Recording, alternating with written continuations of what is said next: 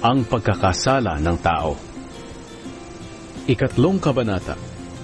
Sa lahat ng hayop na nilikha ng Panginoong Diyos, ang ahas ang pinakatusok.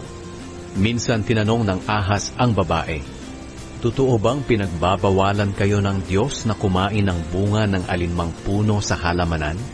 Sumagot ang babae, "Makakain namin ng kahit anong bunga ng puno rito sa halamanan, maliban lang sa bunga ng puno na nasa gitna ng halamanan. Sapagkat sinabi ng Diyos na hindi kami dapat kumain o humipo man lang ng bunga ng punong iyon. Kapag ginawa namin iyon, mamamatay kami." Pero sinabi ng ahas, "Hindi totoong mamamatay kayo." Sinabi iyan ng Diyos dahil alam niya na kapag kumain kayo ng bungang iyon, mabubuksan ang mga isip ninyo at magiging katulad niya kayo na nakakaalam kung ano ang mabuti at masama. Nang pinagmasdan ng babae ang puno, napakaganda nitong tingnan, at ang bunga ay parang masarap kainin. At dahil sa pagnanais niyang maging marunong, pumitas siya ng bunga at kumain ito. Binigyan din niya ang kanyang asawa na kasama niya, at kinain din ito. Pagkatapos nilang kumain, nalaman nila kung ano ang mabuti at ang masama, at napansin nila na hubad pala sila. Kaya pinagtagni-tagni nila ang mga dahon ng puno ng igos para ipantakip sa kanilang katawan. Pagdating ng hapon, narinig nila na lumalakad ang Panginoong Diyos sa halamanan. Kaya nagtago sila sa mga puno doon. Pero tinawag ng Panginoong Diyos ang lalaki. "Nasaan ka?" Sumagot ang lalaki, "Narinig ko po kayo sa halamanan, kaya nagtago ako. Natatakot po ako dahil hubad ako." Nagtanong ang Panginoong Diyos, "Sino ang nagsabi sa iyo na hubad ka? Kumain ka ba ng bunga ng punong kahoy na sinabi ko sa iyo na huwag ninyong kakainin?" Sumagot ang lalaki, "Ang babae po kasi na ibinigay niyo sa akin ay binigyan ako ng bunga ng punong kahoy na iyon at kinain ko." Tinanong ng Panginoong Diyos ang babae, "Bakit mo ginawa iyon?" Sumagot ang babae, "Nilinlang po kasi ako ng ahas, kaya kumain po ako." Pinarusahan sila ng Diyos.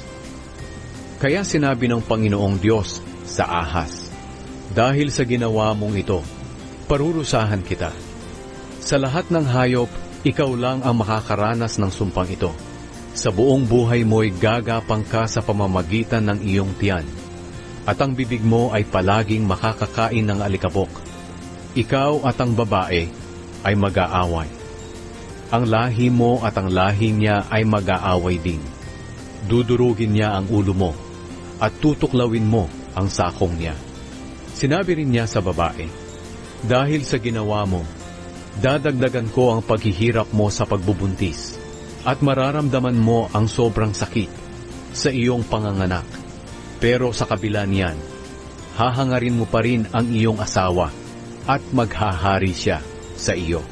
Sinabi rin niya sa lalaki, "Dahil naniwala ka sa asawa mo, at kumain ng bunga ng punong kahoy na ipinagbawal ko sa inyo, susumpain ko ang lupa.